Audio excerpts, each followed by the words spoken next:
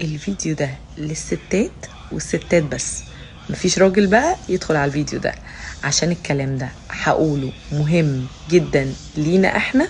وبجد لو انتي ما بتاكليش الاكل ده يبقى انتي مقصرة جدا في حق نفسك.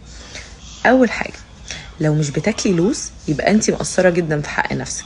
اللوز بيقلل الكوليسترول، بيحسن صحة العظم جدا بالنسبة للسيدات، وبيقلل الشيخوخة، وكمان مفيد جدا لشعرك. الحاجة التانية، التوت البري. التوت البري بيقلل التهابات المسالك البولية، وكمان بيحسن المناعة جدا، وبيحسن الهضم، وبيقي من سرطان الثدي. تالت حاجة وهي المفاجأة، الكينوا. الكينوا مهمة جدا للسيدات لأنه ليه فوائد عظيمة. هو بيخفض ضغط الدم، بينظم السكر، وبيقلل الإمساك، وكمان بيدعم الحمل.